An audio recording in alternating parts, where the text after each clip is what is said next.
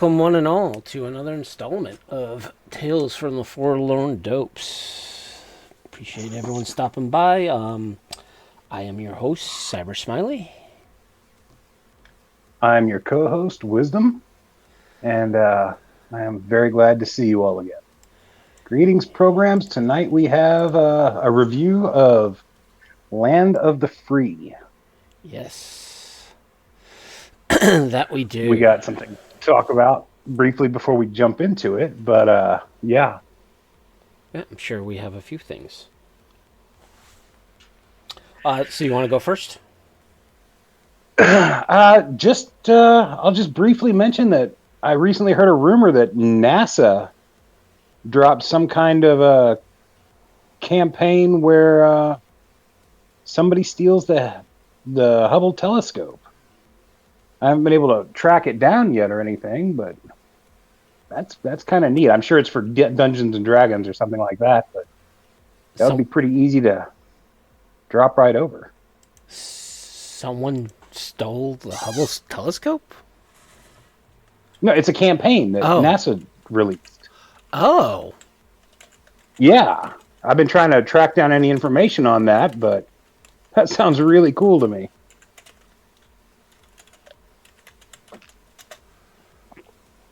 Huh.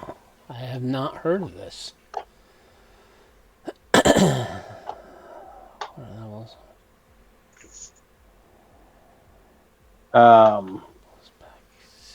Yeah, that's about as much information as I had, is that apparently it exists. But, or it's going to exist. I'm not really sure if it's out yet or not. Oh, no, it does. It's called The Lost Universe on NASA's science.gov page. Uh-huh. Yeah, and just found the Forbes article about that. Look at that. The geeks are finally coming out in NASA. I mean, it doesn't really get any geekier than that, really. Like that's the nerd geek combo that, you know, may foreshadow the end of times. Interesting. Huh. I did not realize that, so granted it's not necessarily Cyberpunk, it would have been nice. It would have made more sense if it was Cyberpunk. I mean, it's apparently easily adaptable to your preferred tabletop game, so I don't know that it has any base system of its own. It's an adaptable... Central story. What would happen if the Hellstone disappeared? The Lost Universe unfolds. Huh. Yeah, it basically says any system, whether Savage World, Fate Core, GURPS, or something else. Interesting. Or Shadow Scar, right? Yeah. That's cool. The other big news, I think, from last time we talked was Apple announced that they are going forward, that they've bought 10 episodes of Neuromancer. I will never count my chickens before they're hatched when it comes to Neuromancer, but this is the most promising. This is the furthest along that project has ever gotten. Yes. So it might be real and it might come out. I'm not going to try and I'm hoping not to jinx anything, but yeah, I'm very excited with this news. I already told my friend who's got Apple TV, because I don't support that company, but that I'm going to be camping at his house for it. Yeah, so Graham Rowland, who is accredited to Tom Clancy's Jack Ryan and Dark Wind series, is going to be the showrunner. So I don't know anything about Dark Winds, but the Jack Ryan series was fantastic. Yeah, and also Gibson is one of the executive producers, so that's nice. All right, well, keep that crotchety old man involved. Yeah, and speaking of his other show Peripheral was canceled after or during the strike, so we are not going to get a second season of that, Yeah. which sucks. Yeah, that's heartbreaking. I really liked that show. I did too. In other news, I saw a preview that Robert Barefoot dropped on Tales of the Red, Forlorn Hope, a 6-mission campaign. Well, sequel to the original, and Will Moss is coming back and writing the opening, like, introductory fiction. That's cool. That's very cool. It's good to see the any members of the old crew coming in to work on Red. Most definitely. Gives it some creds that us old grogners are still part of the genre to help mold it. Help guide the younger generation, the new generation, into the wonderful world of cyberpunk.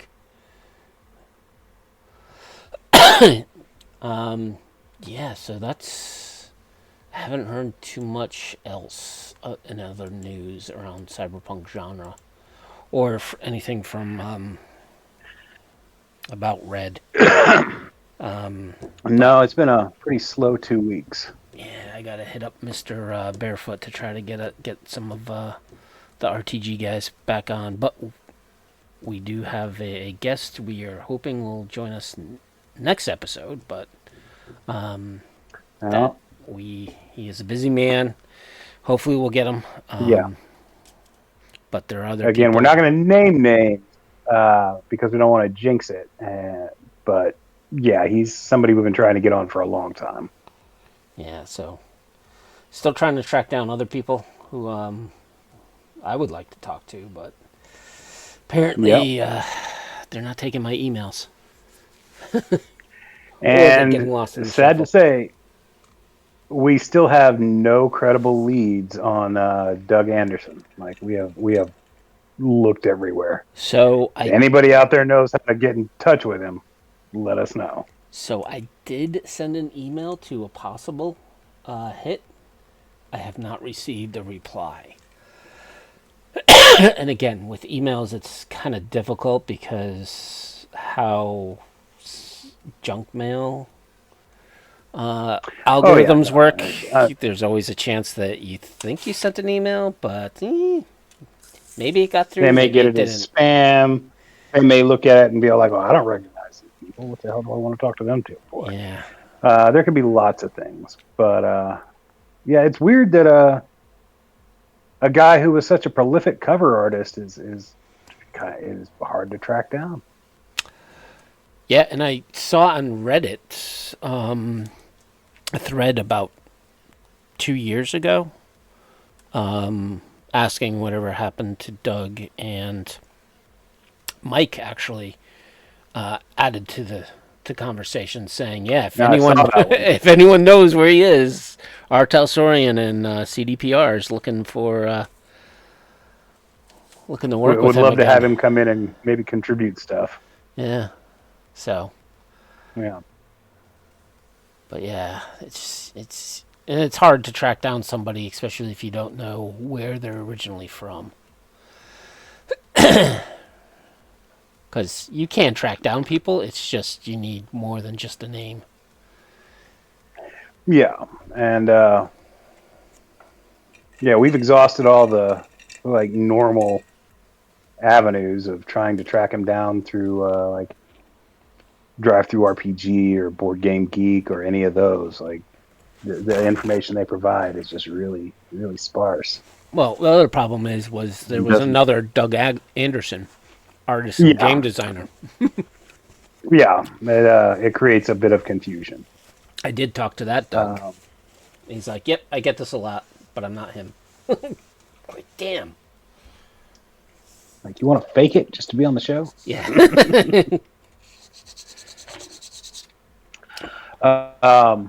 No, we're looking for him. There are other people we're looking for, but he's the name that gets requested the most.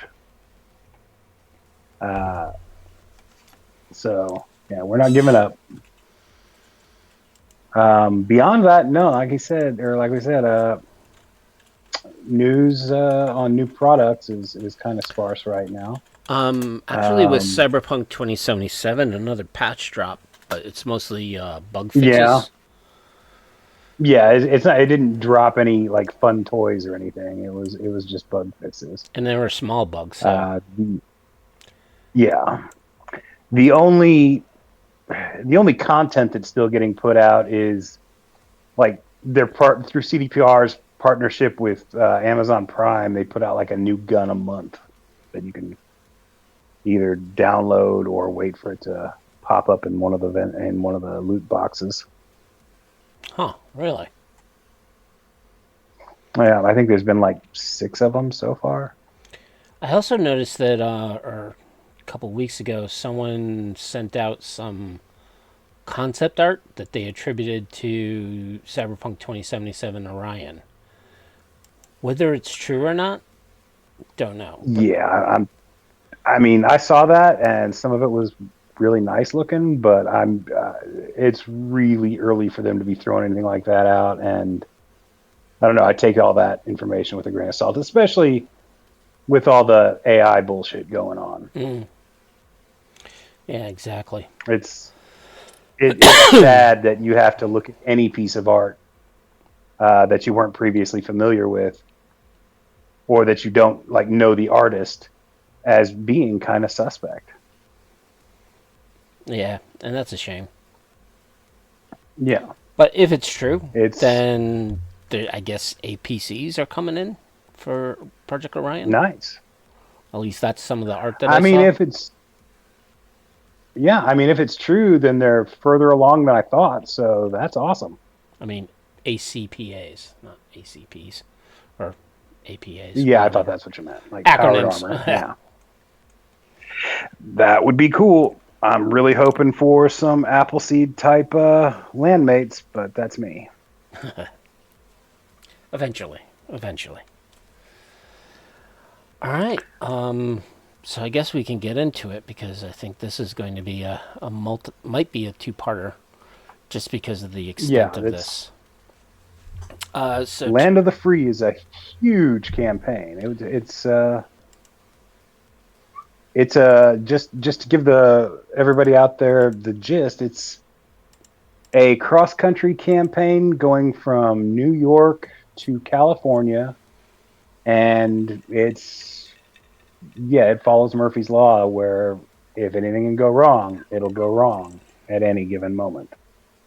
yep. Um, I don't run a lot of pre-generated campaigns. I've run this one a couple of times. I tried starting it. Again, like when many of my campaigns, it's usually the group that falls apart due to whatever reason. Yeah, I mean that definitely happens.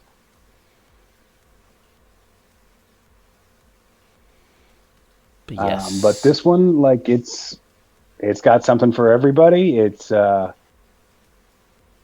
written by Will Moss. It's got a with contributions by Michael McDonald and Lisa Pondsmith. It's got phenomenal interior art. Chris Hockabout, Christina Wald, Daryl Midgets, Jean Michael Ringway. I want to say that's how you pronounce that. Jean Michel Ringway. I don't know. Patrick Godaro. Um, this has one of my favorite individual images by Chris. Graphics and layout.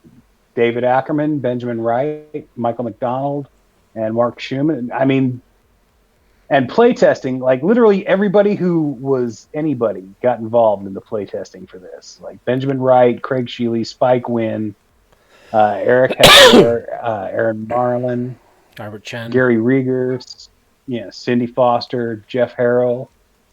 Like just a ton of the like old hats worked on this. Derek Quintanar was involved in the editing, and of course, the gorgeous cover by the aforementioned Doug Anderson. Yep. Which the cover for this bookends with the cover for Home of the Brave, and it's just gorgeous. Yeah, it would have been nice if It they really did bugged me that they never just released that as a poster. Yeah, I was about to say. Like some type of print. Well, But I don't think back in the day there's too many gaming companies that were doing prints, right? It was the individual artists who did them. yeah, and I've said it before. I'll say it again. It was really weird that there were never any like promotional posters for any of the. I've never seen a promotional poster for any of the Cyberpunk 2020 stuff. I remember seeing one for Mechton in a gaming store, but I've never seen a single one for any Art Talsorian Cyberpunk product. I always thought that was kind of bizarre. Well, keep in mind that, they were pretty small compared to some of the bigger companies. Like, like FAS had had a crap load of money. I mean, the big ones were FASA, TSR. No, sure, I get that. I just, Like West End yeah, Games it just always struck me as weird. had Star Wars, so that was just they printed their money. Yeah. So, yeah, well, again, all depends on budget. I'd rather have them pay their authors for quality stuff, which Yeah, no, I would too. It just like back in the day, you would see posters at like give outs at conventions, or just promotional material sent to the gaming stores and whatnot. It just always struck me as odd that Art Talsorian didn't really ever get involved in that. Yep. On the other hand, it's kind of a lifesaver because I can only imagine what a poster would be going for now. I'm sure you would have them all. I mean, yeah, that's true. So let's get into it. This Yeah. was originally a box set. Now I think it is basically a print on demand from Drive-Thru RPG. If you can get the box set, get the box set. Just because the props for this game, we'll talk about them later, but the props are awesome. And the map itself, like it has a huge map of America that That's what's worth the money. yeah, it's worth the money to get it. Yeah, if you can track down an original box set of this, by all means do it. If not, and you're doing the print on demand stuff, see if you can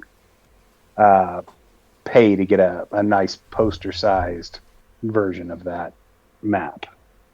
Right.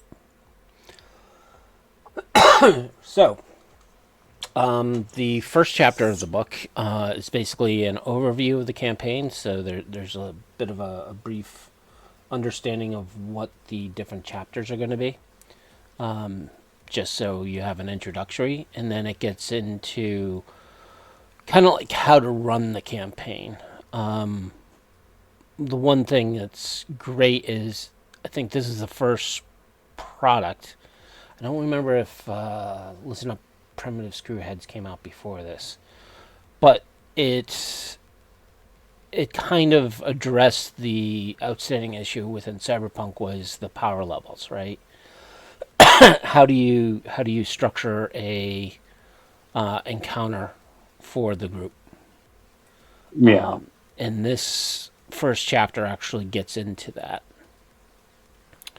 You have the various different power levels of an NPC, which they put in levels of like average person, minor, major, minor hero, arch villain, and major villain. And they're differentiated by how many character points they have, how many career skill points and how many pickup skill points. Like that's what makes the difference between these character or NPC levels and that, and of course, whatever gear you give them. But like it was in fact this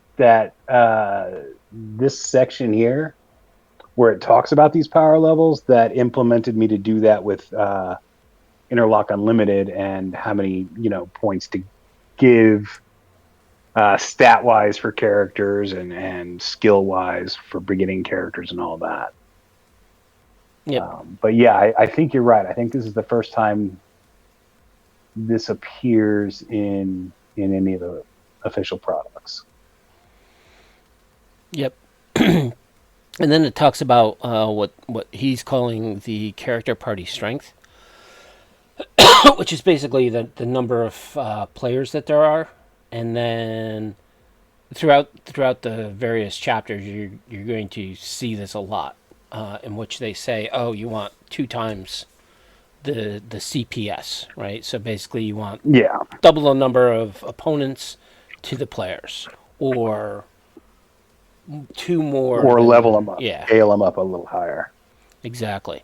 And it talks about doing the same thing with skill checks and scaling them with what's going on and where the characters are at as far as experience wise. It really, I mean, it does this for like, this goes on for basically 3 pages where it's just, before it even starts talking about the game itself, it tells you, as a GM, how to run it, how to keep it balanced, how to keep it challenging, and how to cater to, the various archetypes that are going to make up your party. Right. And in the beginning, in the foreword, William Moss does specify that, hey, this is a game, you're here to have fun. So if the players are finding stuff too challenging, scale it back. If they need to have a number fudge, do it. The other thing you're going to find in this adventure, which I know is a kind of a hot topic when it comes to running games, is this does have a bit of a railroading aspect to it. A little bit. Just because you're talking about a whole country and all the various options that are laid out to the players and what they could possibly come up with. You can't can't judge it or deal with all of it. Yeah, it's a cross-country campaign where at various times very specific things must happen in order for the campaign to continue. I mean, if your players are really opposed to doing the railroad or to being railroaded at all under any circumstances, it even tells you at the start they can just jump on, they can figure out a way to get from one place to the other and just bypass the whole adventure. Yay, game's over. Like that's but if you play the adventure as it's meant to be played, everybody's going to have a good time. Correct. And there is a warning that if the players do go off script, you will have to do quite a bit of re-engineering of the various encounters to try to make it fit. Now, yeah, go ahead. But so that's going to take a bit of time and preparation, which you might not be able to ad lib, right, or improv through. So just keep that in mind. Yeah. Now, luckily, most of those very specific has to happen here, has to happen at this point moments in the campaign, those are actually fairly rare. And most of the stuff you find, you can kind of fiddle with and move it around as to, shave off the serial number, put it in a different place. Like there's still plenty of room to wiggle. It is a tabletop role-playing game. It is Cyberpunk. So there's still plenty of freedom. It's just certain things are going to happen when they happen. Yep. And your players are either going to be able to react to that or not. Exactly. Yeah. And then the overview or the introductory finally gets into the background of the campaign, which is spoiler about a cloning, and kind of gets into what is the current level of cloning, what are the laws around it, perceptions, and basically you are saving the first full human prototype, and it's called a stage 7 clone, which is kind of the miracle of the ages. Yeah, I mean this campaign definitely has the potential to jump up the tech level in your game, at least as far as biotech is concerned. The ability to create viable autonomous clones um, is a major leap forward from the general tech level of the game before that. Uh, I'm going to go into that a bit later as to possible ramifications of that, especially in regards to some of the other tech present in the game. Um, but yeah, it's like cloning. You got to remember, this book came out in the early '90s, and cloning was still scary and brand new. I don't think Dolly had even been born yet. The cloned sheep that everybody freaked out about. Uh, Yeah, I think Dolly was around that time. yeah, possibly. Like Dolly may have been in fact the inspiration behind this. But it was at that time, like when all that shit was brand new. Um, Dolly was. This Bioengineering was 2 years really. before Dolly. It was 2 years 96. before Dolly. Yeah, 96. This book came out in Okay. 94. Well, yeah, there you go. So yeah, the idea of looking at these aspects of cloning from a moral and ethical point of view, from a legal point of view, from ramifications on society, like that shit really hadn't been tackled yet.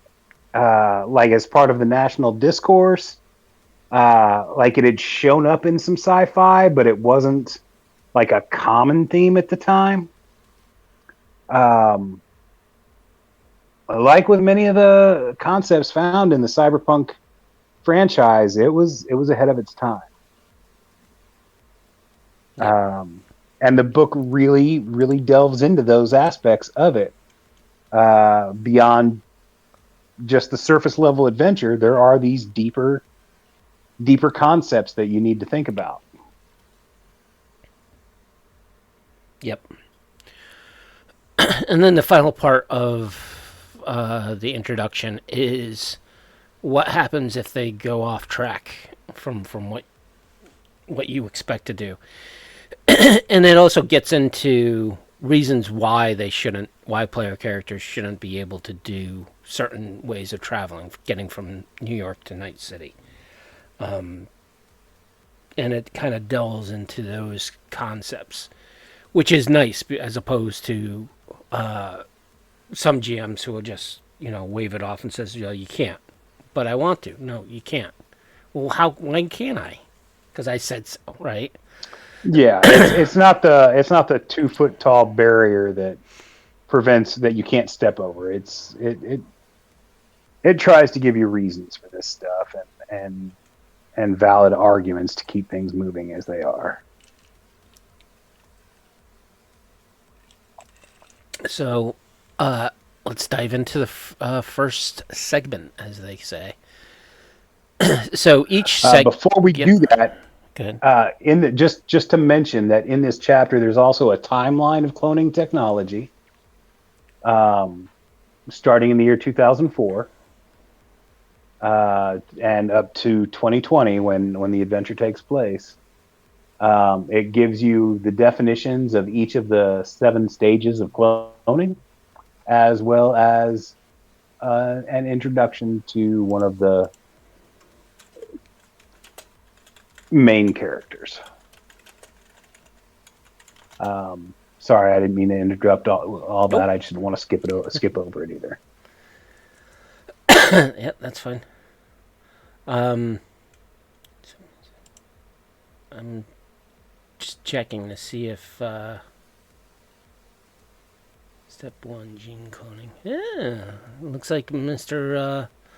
Moss did some research on the different 7 He levels. really did. Um, And I think that's one of the things I kind of appreciate with um, a lot of the cyberpunk writers is they actually did research. yeah, they took the time to do most of the books that are generally beloved are generally far deeper than one would think at a surface glance, and uh, this is one of them.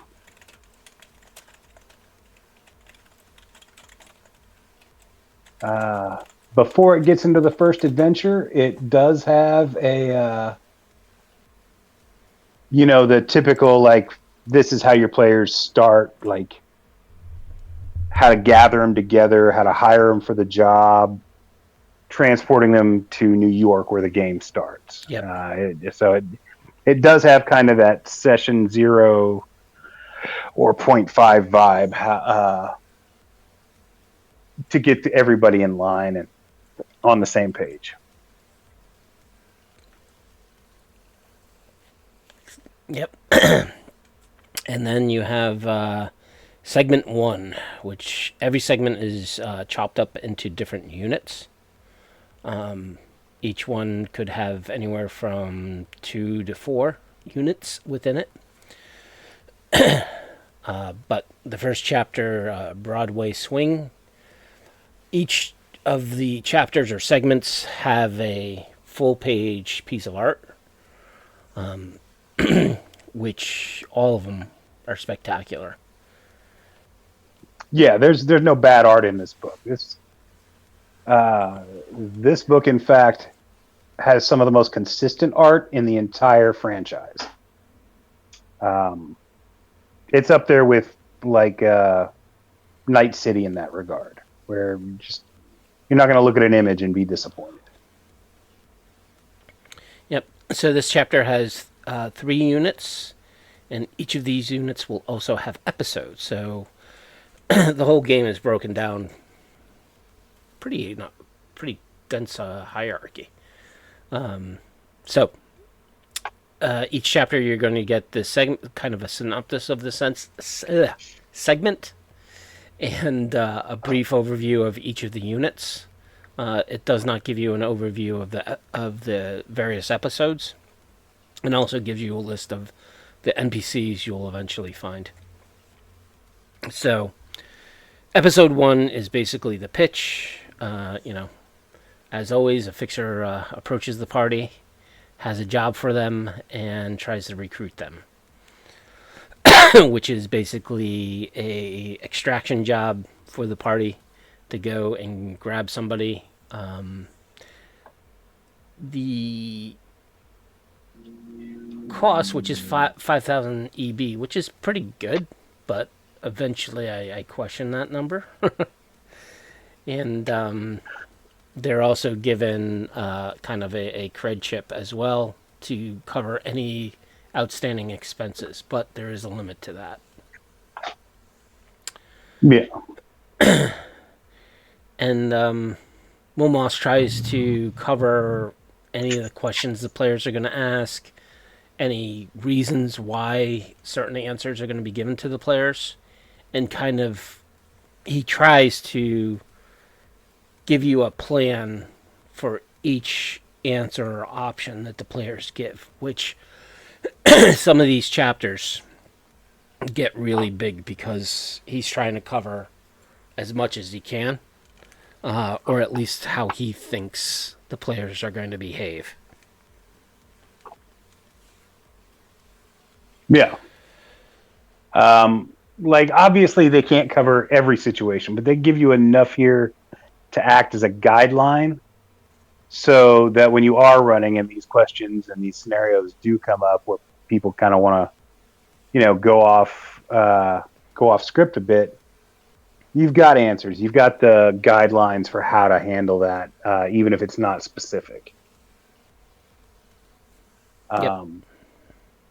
Obviously, it's better if I would strongly suggest running this game with an established group, people who have played together, preferably with characters that are established. You're going to want people who already understand how to play when you're playing this game. There are, of course, many people want to run it as somebody's first experience, and there's nothing wrong with that. I just think it plays out better if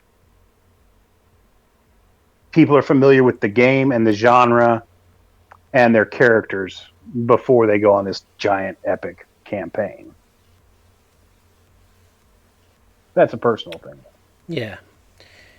And I don't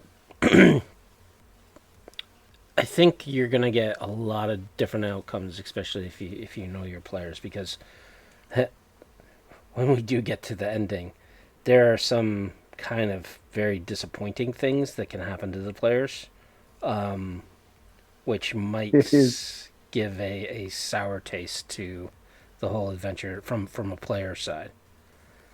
If you've played Cyberpunk 2077,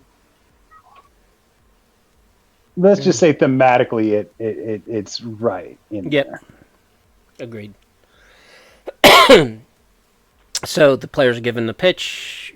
Of course, they're going to take the adventure and embark. They basically have to or extract this scientist from a place called Norcross facility. They have a warehouse, which is actually a R&D facility. So they're basically presented with two options: either grab her in the facility itself, which means they do a B&E to do the extraction, or there's going to be a convoy with her, and that is the only time they can get her when she's in New York City. So they have to do one or the other, and I think that there's a time limit of 4 days, if I recall correctly, in which they have to act. Yeah, I mean, we mentioned the props earlier, but props are already started filtering into the game. Like, you're given the fixer who sets all this up. His name is Elliot Weir, and like, there's his business card. Like, how cool is that? The cred chip.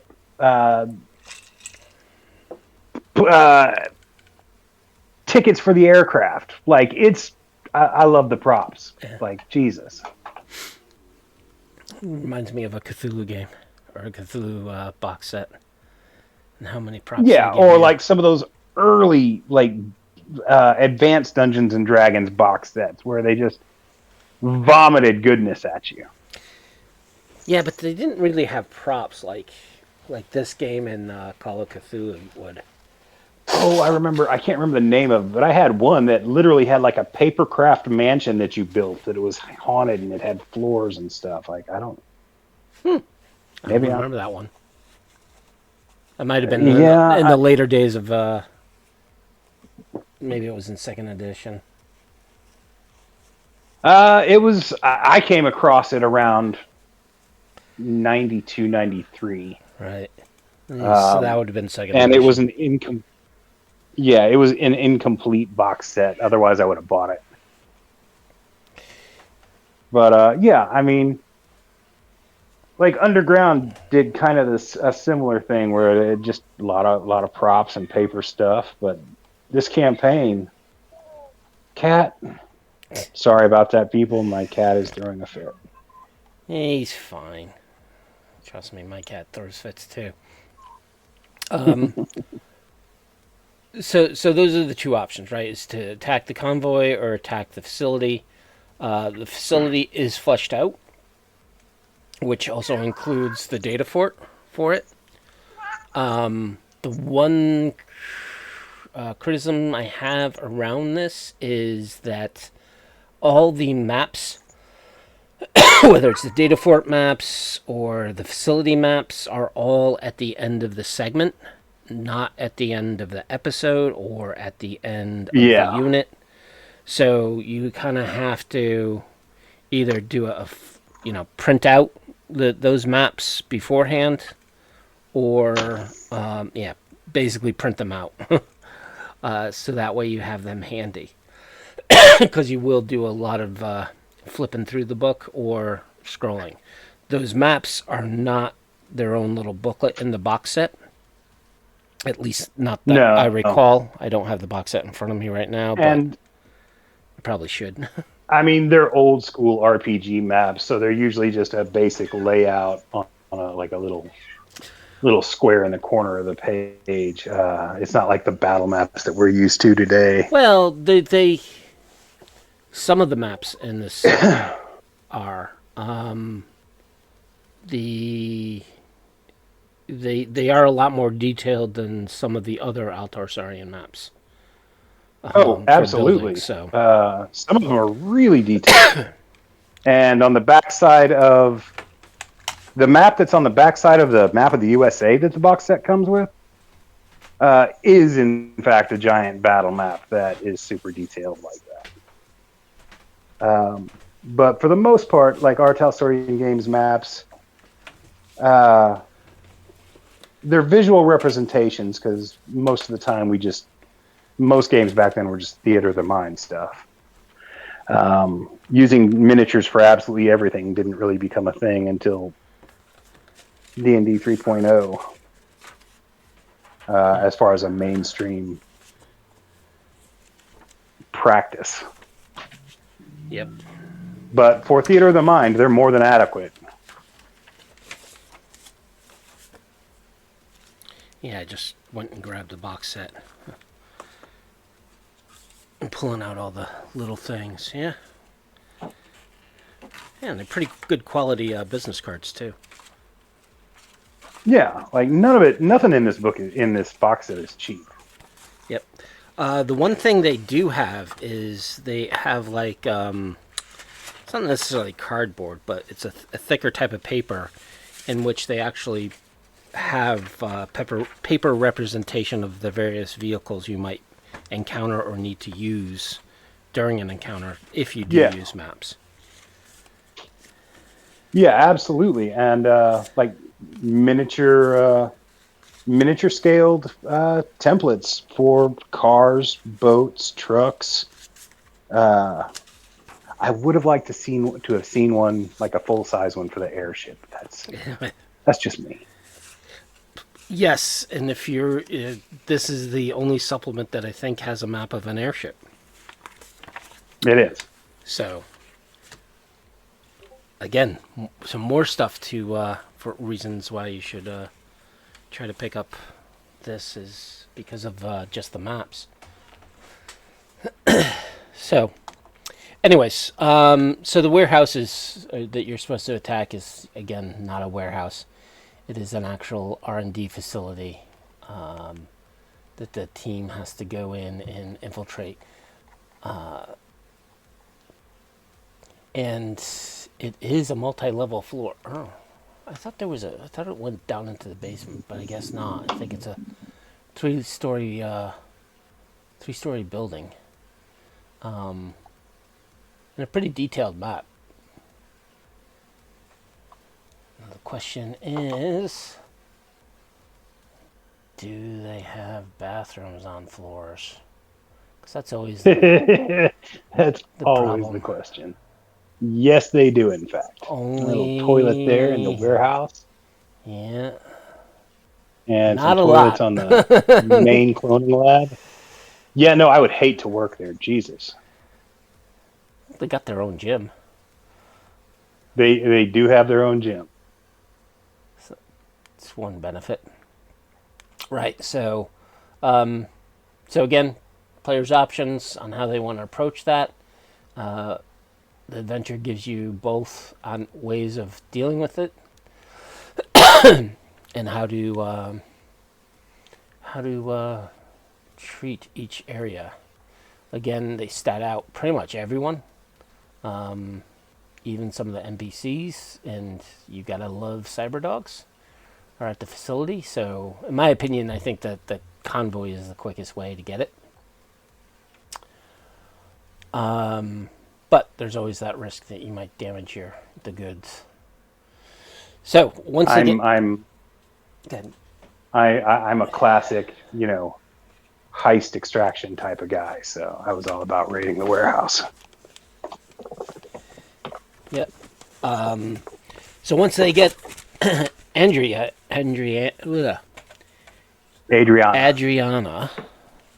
who is the clone. Sorry if I'm spoiling it. Next step is to get her out of town. So, Weir, the fixer, does arrange for some travel to get you guys to get the team to Night City through an airship. They also give you a little bit of a chapter on disguising.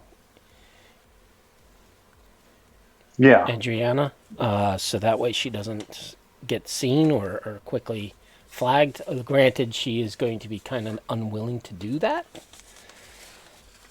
mainly because people, don't like to have their looks changed on who they were.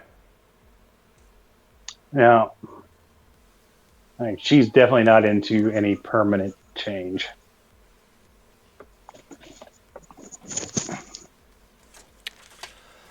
Yes. So, your players are, a little bit of role playing there to convince her to do it. But once you get that done, then I think it's a one day and you're on the airship, which is basically going to supposedly take you all the way to Night City. Like most adventures within the day, there are random encounter tables, including on the airship. So, if you're a fan of random encounters, there are charts. I like how there's a possibility that you might meet an old friend or an old enemy from your life path, which... Yeah, just randomly cruising along. Which to me always gives a nice flavor to a Cyberpunk game when you start pulling from people's life paths. It gives you a breakdown of what the players can do while they're on the airship. And you are actually going to get pretty darn far on the airship, in my opinion, because you are getting out of New York, headed through Pennsylvania, and you're getting all the way to Nashville before something actually happens.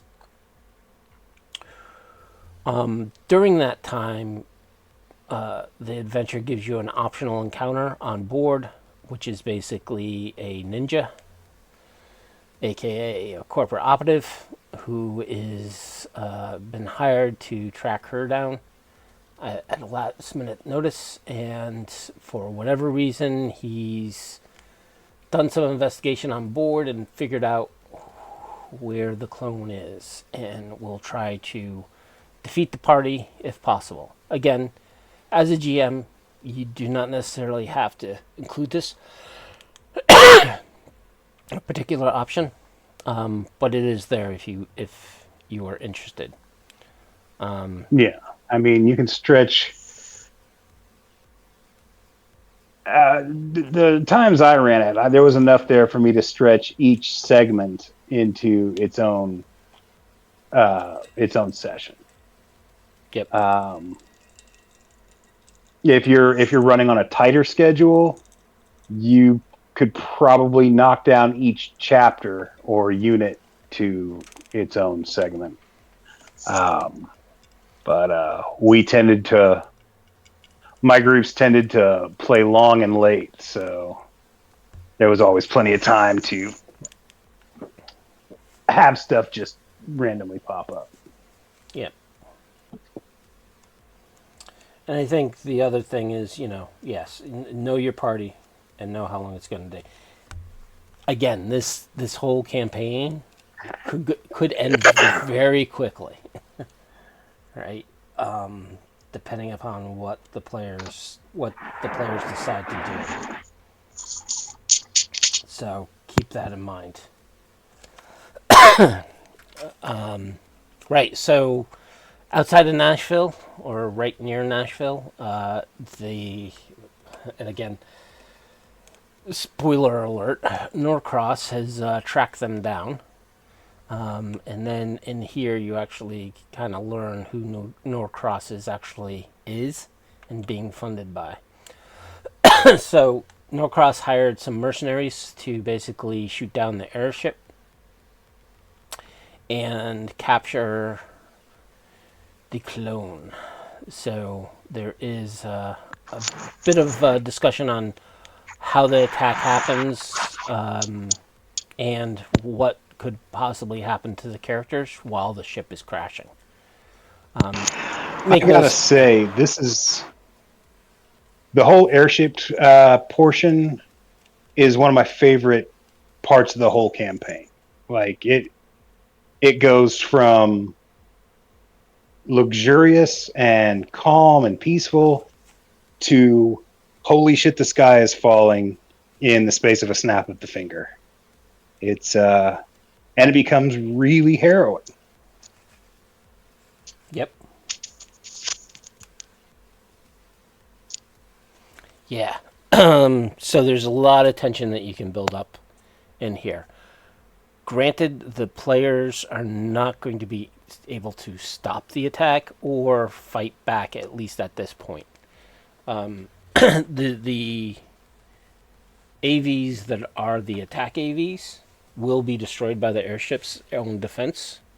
So there's always that drama that you can play up to.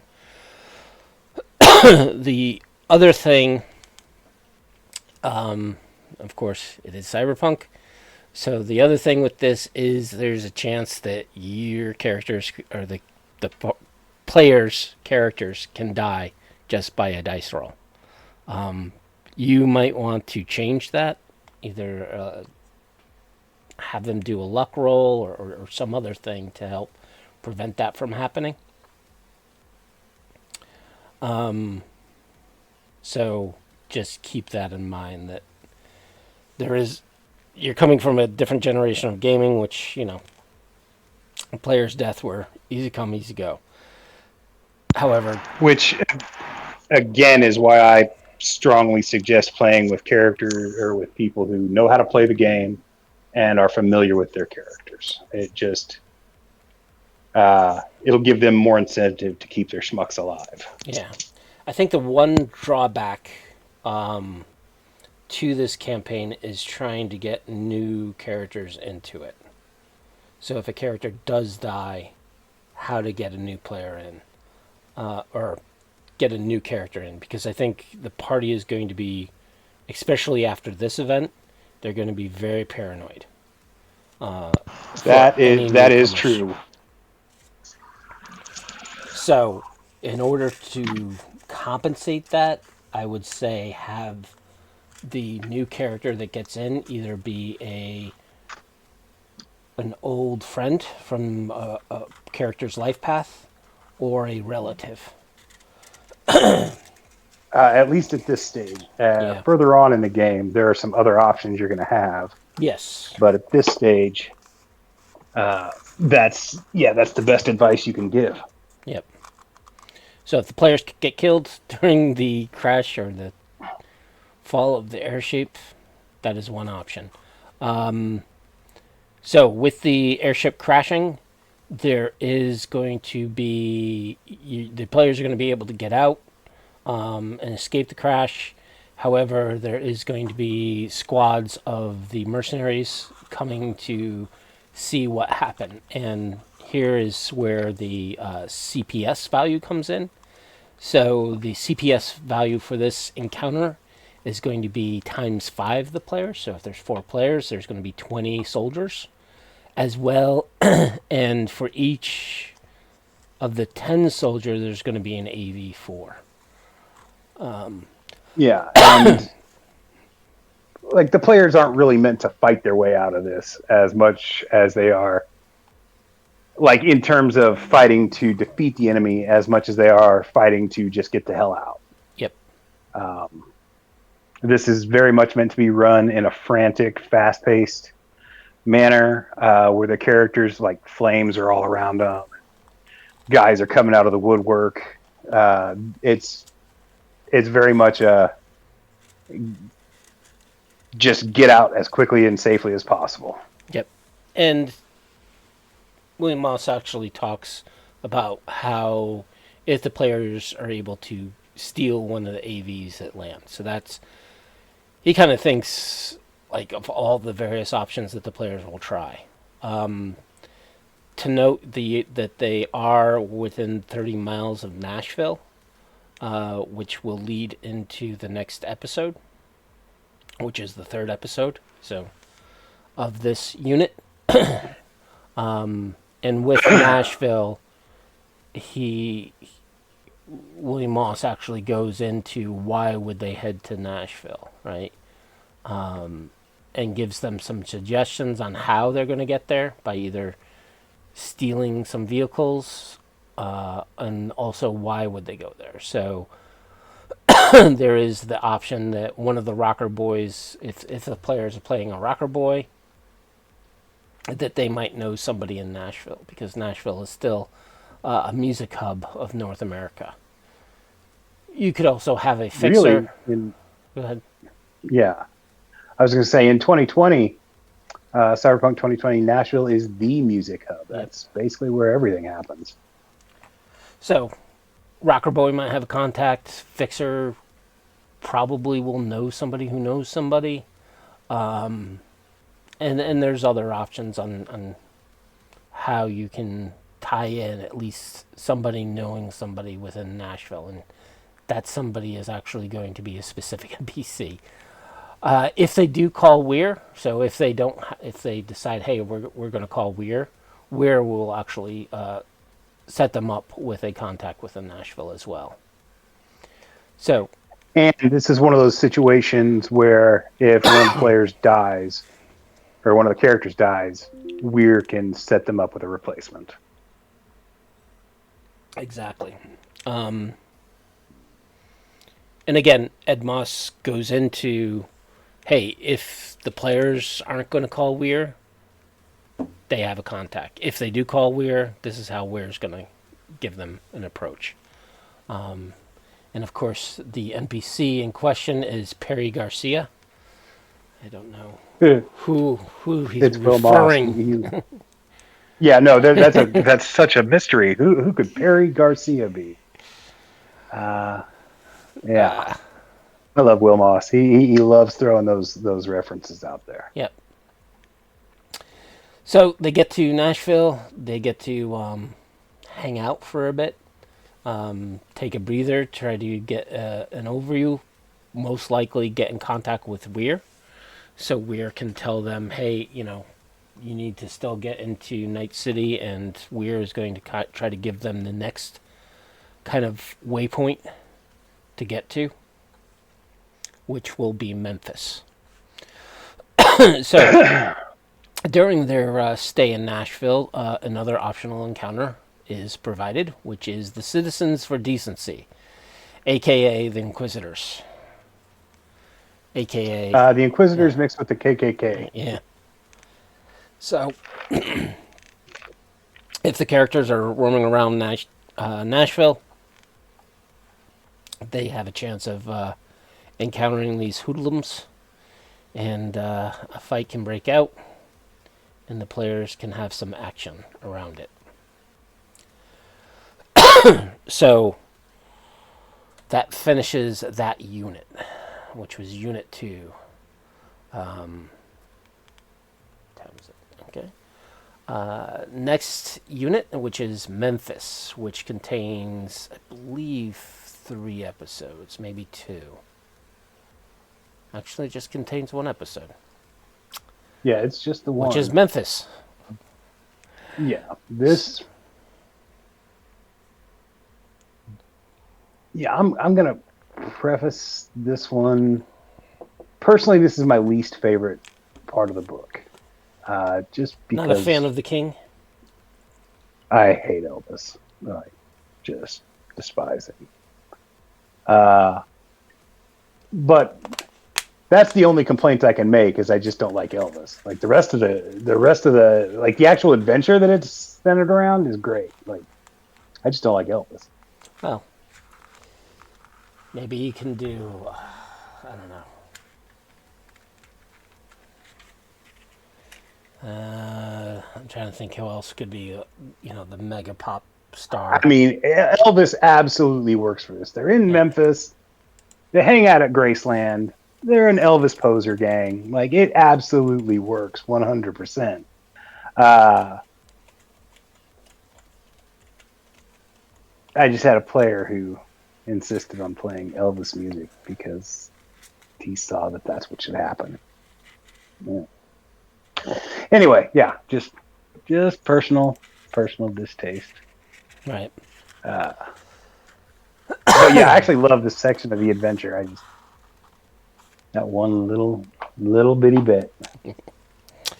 So, good old Perry is going to be able to drive you to Memphis, where Weir is going to arrange for you to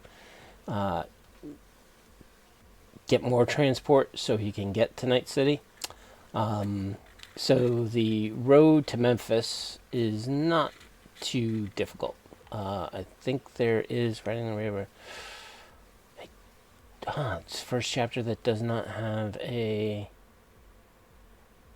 encounter table for the trip. So obviously you're going to have an uneventful trip to Memphis, which isn't too bad. However, I mean, after everything they just went through, they need to catch their breath somehow. Yes. Once you do get to Memphis, this is where the players are going to become even more paranoid. Because if they try to contact Weir, the phone's going to be answered by someone different. And that person who is different is not friendly to them. So, more than likely, the players are going to hang up on that individual. If they're smart. If they're not, then this is where you have to go off script and come up with a something on how An to check the encounter. players. Yeah. Something bad happens. Right. Yeah. If they're not smart enough to hang that phone up, Yep. they get traced. So the next part of this episode is the Kings, or the Elvises. So, as you well are aware, the Elvises is the biggest poser gang within Memphis, and they are going to attempt to kidnap Adriana, which it seems like they could possibly do it. I would definitely not try to kill the characters. I would try to subdue the characters just to get her kidnapped. Just so you can have the players raid Graceland. Because that would be fun. So, the leader of the poser gangs is in Graceland. And if the players do infiltrate Graceland, the king, as I think he's called, is actually going to respect the players for their attempt to raid the Elvises and give her back and kind of let them go on their way.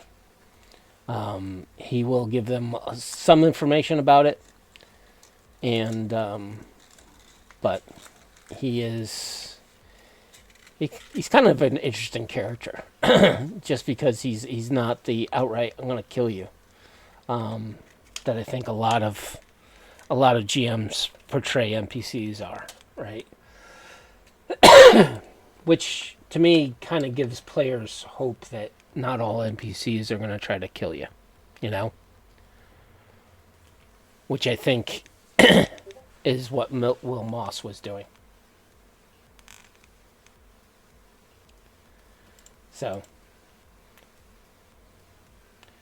Um,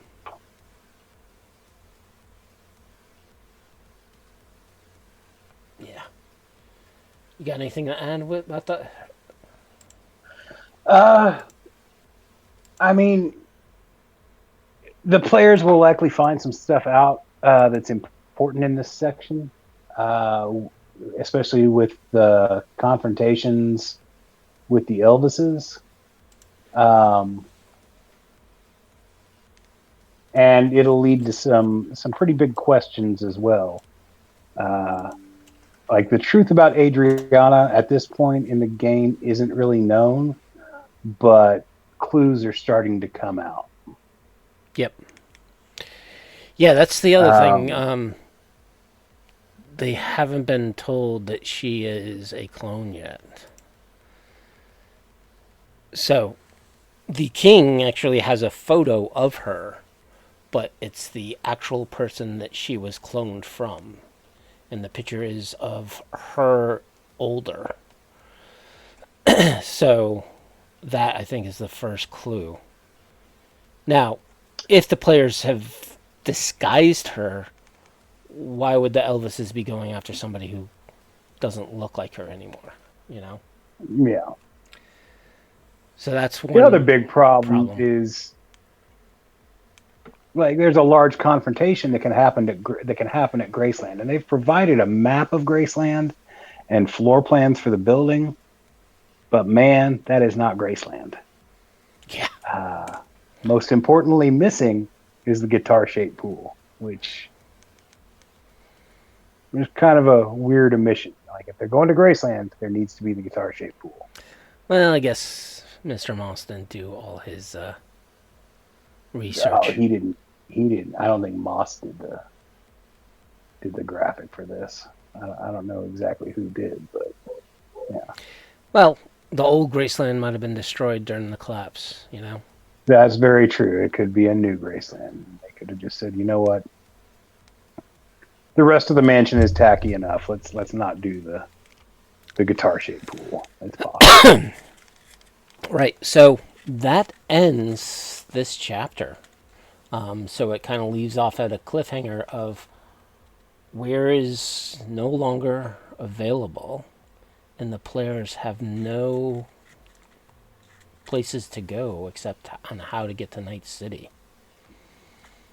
Yeah, they are on their own from this point. Yep. Um, like the contract is still good as far as they know. If they want to get paid, they still got to get Adriana to Night City, but their personal support, aka Weir, is no longer available. And this is also where the campaign starts going in different threads, and how the players approach on what their next steps are, and who and where or who they start working with. So Yeah. the next segment is called Country Breakdown, in which the players are now on their own.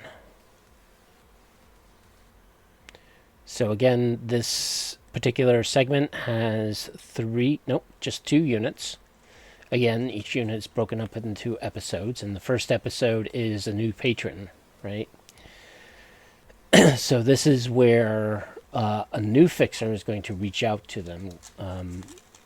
He is a friend of Weir's, and he has been was contacted by Weir to help the players. However, you're going to learn in spoilers, so all the players who are listening, shut up, leave. Weir is actually working for someone else, and not the contact that, or sorry, the new fixer is Hart, and Hart is working for someone else, and not necessarily Weir. And this is where the beginning of the chapter goes into who Michael Hart is and what his motivations are, and trying to get work with the team and embed himself in the team. He is trying to get them out of Memphis, so that is one good thing about him. However, his agenda is not necessarily what the agenda of Weir was. And I don't think we talked about whose Weir client was, but I guess at this point we can do a little bit of a spoiler. Weir's client is Adriana's father, who is still working for Norcross, but he is trying to basically get her out of prison, basically in slavery. Yeah, he's trying to get her extracted to someplace safe where she's not going to be just a medical experiment, just property for Norcross. Yep.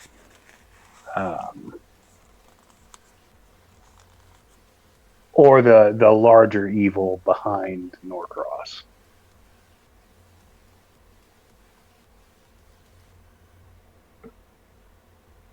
Yep. I like Hart as a character. I do. I liked Weird as well. Yep. Their images might have a lot to do with that. They're very archetypical. Cyberpunk. All the images in this book are so good. The trench coat with the turned up collar. Yeah, the shades with the ponytail and the giant oversized 80s or 90s cell phone. But yeah, he just radiates cool. Yep. The next episode within this unit is confronting Adriana and who she is. Now, this is where it kind of goes a little against the normal cyberpunk rules, in that Adriana has a data fort in her head. And it's a pretty damn big one, too. Yeah, it's not small. I think it's 4 CPUs. Sorry, 6 CPUs. So she has an AI in her head, which is technically her old self, or the person she was cloned from, with all those memories. So this chapter is basically convincing the netrunner within the group, and I highly doubt this chapter is going to be used because no referee allows a group to have a player run a netrunner. At least 95% of the people who say, hey, how do you do net running in Cyberpunk? And the 99% of the answers are always, you don't. They're for NPCs. I mean, we did in my game, but it was very quickly after this campaign ended that it was just decided that it's too much work. It's just too much hassle to try and run a net runner. The rules are too inconsistent with whatever's going on, and they just net running itself takes up too much of the game time. Yep. Well, I think in here, Will Moss kind of does sort of an abstract way of approaching the netrunner, and basically requiring programming rules and interface rules, as opposed to, here's your map, move your token on the map, right? You get to here, do this. So I think Moss understood that there was problems with net running and tried to bake into at least the sections he has to move the play along. So however you get your players to do it, they're going to have to get into her mind and basically find out all the information. And this is where you learn that Norcross is actually a segment of Biotechnica, which, by the way, is also mentioned at the beginning of this book And of course, in the chapter, they claim that Biotechnica is one of the most evilest corporations in the world, which is contradictory to what other people say Biotechnica, in that Biotechnica I is mean, not, it's not necessarily they're not evil, they're just better than the rest. see, They're and I've the never seen them that way. I've always seen them as the in-game equivalent to somebody like Monsanto, yeah. uh, where they're evil, but they're necessary. Mm, Like, we need the food they provide, but Jesus Christ, are they slimy in how they do it? yep. Or in Biotechnica's case, we need the medical research that they uh, perform, but man, they're bad. Like, to me, they're worse than Arasaka or Militech by far, because they just operate on that different scale. They Yep. they they know we need them. So they learn the plans. They also have documentation of how the clone was created, the whole operations around that. So now they have all of that plus the clone, and then the question that William Moss poses is, okay, what do the players do with this information? And he actually breaks it down into um, kind of a few thoughts of what the players will do. Right, seller back to Biotechnica, uh, seller to the highest bidder on the open market, contact the media and try to bust open the story of this illegal cloning. And that's if they go down the media way, that actually helps in further chapters. But we'll talk about that later on. So now the players have a choice to continue on with the mission, or are they greedy and are going to try to sell her out? And that's where I think some interesting role playing is going. And I think this is where basically the campaign could possibly end very quickly. If the players are the greedy type and just either sell her back to Biotechnica, they can. However, Biotechnica will attempt to kill all the players because they don't want any loose ends. Yeah, If they try to offload her on the open market, again, those corporations might not want loose ends and attempt to kill the players, which means the players are going to be hunted. If they do the media route, like I said, there is kind of a plan forward for that, turning her over to the media. the whole book, like the whole campaign, really kind of encourages uh, personal interactions with Adriana as well as the other NPCs. But they really want characters to feel a sense of connection to her, Yeah. and they're hoping. The book hopes that players have at least some sense of altruism. Yep. That they're not just pure greed mongers,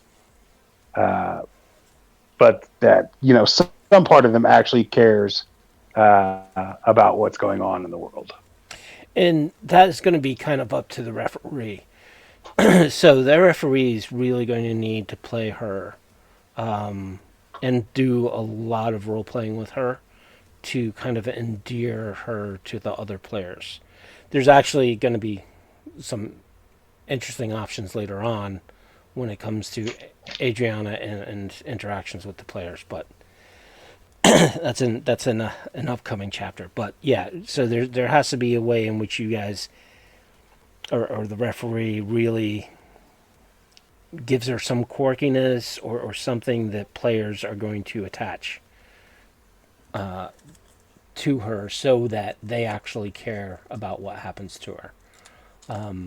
They also, during the breakdown, or when that data dump happens, the player should understand that if she goes back to Biotechnica, she is not going to live. They are going to cut her up, which is part of that procedural notes that is downloaded from her head.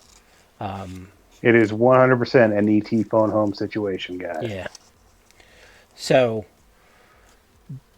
I would say as soon as she gets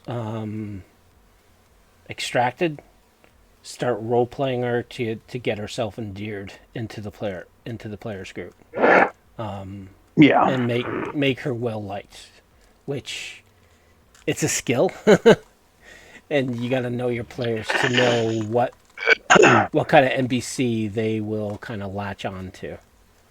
And it helps if you, I'm not going to tell you to, metagame, but it helps if, at the end of every gaming session or at the beginning of the next one, you kind of throw in, how close she's growing to you or some hint that they should, if they're not taking the hint already, they should have some sort of bond with this young woman. Yeah. I think it would have. And see, the problem is like how she interacts with the players later on. That isn't conducive to this, but I mean, one option would be to make her younger, right? Like a tween, which should make the players more protective of her. However, like I said, there's some situations later on that is not conducive. Yeah, I would option. not. I personally would not recommend making her younger because of those situations that are going to arise later. Yep. And actually, this is one of the side notes of her stray thoughts when they're digging around in her brain is she thinks one of the player's characters is cute. I mean, I would personally run her as not being younger, but being very naive. Like she hasn't spent any time outside the lab. That's been her whole world. Her interactions with people. Like she has memories of vague memories of her former life before she was cloned due to implanted memories, but nothing real. Yep. Like, so these are her first true friends. It's her first time outside of a lab situation. And I would play up on that. I would play up on vulnerability and curiosity, things of that nature, those character traits. So, the next episode is how the players are going to get out of Memphis. So, the suggestion is, at least from Hart, the fixer, he is giving them a call from New Orleans, and he wants them to come to New Orleans to help him out. And he gives reasons why the players should head down to New Orleans. Granted, it's not a straight route to Night City, but that's one of the reasons why he says to do it, right? Because it's a bonus. They're watching those paths and the party like breaking off and going off in a different direction, and we'll throw the scent off. Yep. And even in the media choice, they contacted media. That media is also going to direct them down to New Orleans as well. So, as I said in the beginning, this is kind of railroady. But as a referee, you want to try to make them think this is the right course of action, and they're making that choice. Yeah, Hart will book passage for them, or at least arrange passage for them on a smuggler's vessel. If you go through the book as written, it's going to be manned by a father and daughter team, who, again, I love the NPCs in this book. They're both, for as short a role as they play, they're very fleshed out. they're people I would drop into any game. They're just good NPCs. And nobody in this game has weird names. They've all got normal names, and some of them have handles. But like these two are Cleary and Grace Cantner. Like just normal, like non-ridiculous names. Yep. And I appreciate that. Thank you. There is a map of the boat. So if you do an encounter, you kind of have a quick little map that you can use. And basically it's a river trip. And during that river trip, of course, there are another encounter table that you can use for all the various river encounters. Or you can just pick which ones you want, right? So Yeah. the encounters include a militia. They're all cool. Throw it all at them. Yeah. It would be a really eventful trip down that river. So there's the militia. There are the corporate militia. There are pirates. Everyone loves a good river pirate. Another nomad family, which could be useful, especially if one of the players is a nomad. Kind of help the nomads if they're looking for another way out, right? Giving context to their next leg, which is going to be once they get to New Orleans, they are actually going to be taking a bit of a detour into more water. So there's that interaction you can do, and then there's storms, which I think not often in Cyberpunk you're encountering weather. Yeah, which is really weird to me because I think weather would play such an important role, especially since they're just like the most cliche aspect of the genre is that it just rains all the time. But I mean, sure, throw some lightning, throw some inclement weather. Like, I don't necessarily follow the sentiment that it's raining all the time, but weather can be its own character. It can certainly be its own challenge. Yep. Yeah. So the encounter table is basically roll 3 times for the 4-day journey, or like I said, you can pick whichever ones you want. And if you want to delay them even more, add another encounter, and also come up with your own. However, there are 2 optional encounters that are presented. I'm surprised they just didn't mix them into the whole encounter table. One is called the Hot Doggers, which are basically a bunch of spoiled brats kind of cruising the river. And basically it's just a short encounter with... Just a short encounter, yeah. And then the next one is working with some eco-terrorists who kind of would hire the players to help them destroy a facility. So, and of course, the owner of the boat, Clary, is working with these guys, so he kind of asked the players as well. I mean, they're all about preserving the river, which is where Cleary and Grace make their entire living from. So yeah, they're definitely allies. And for an optional mission, it's pretty fleshed out. It's significant. Yep, and there is a map associated with it. So, and I think there is a data map as well. So you have a full facility. Got to hack into her brain. Yeah, and then basically that ends this chapter. And the next chapter, you're going to be getting into New Orleans. 8:30. New Orleans is kind of a big chapter.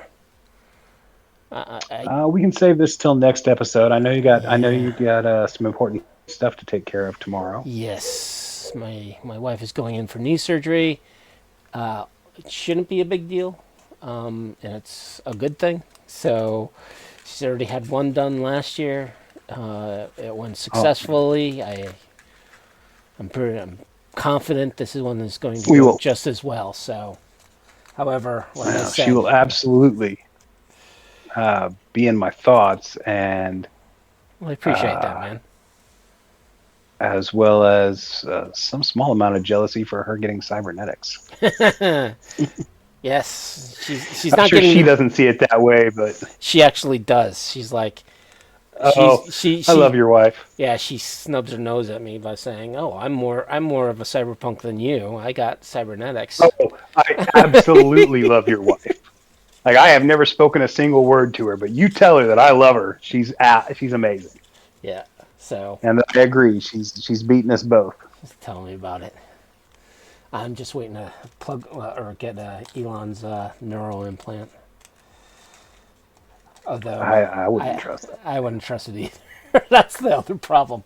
I love the concept, but I don't trust the person who's making it. Yeah, not from him. Like he's not making anything. He's just taking credit for other people's work. But Yeah. yeah, no. With the track record of their products lately, I wouldn't let that thing get anywhere near me. Yep. Um, Um. somebody else maybe. Yep. So next time we'll continue this probably in 2 episodes. Next episode we do Yeah, have not another next week. guest. Yeah, or yeah, next episode we have a guest, and then we'll pick this back up the episode after that. Yep. So the next episode will be the 20th. Next episode is the Um, 20th. Yes. so we will pick up the second half of this review On the 3rd on the 3rd, would be the soonest, unless we get another guest. unless we get another guest, which is always a possibility. So. But yeah, we knew going into this that this was at least going to be a 2 episode Yeah. job. This campaign is huge, and there's so many little fiddling details that we want to talk about with all of it. Exactly. I mean, I will. This and Night City are my two favorite books as far as art goes, and I never get tired of looking at these images. But yeah, we will continue this review in 2 weeks. Hopefully, your wife will have recovered by then and can give you one of those super powered kicks to the butt. All right, man. All right. So, thank you for all who stayed on and listened to us, and those who are going to be listening to us in the future. We also want to thank Robert Mulligan for hosting us on Cyber Nation Uncensored yet again for our 61st episode.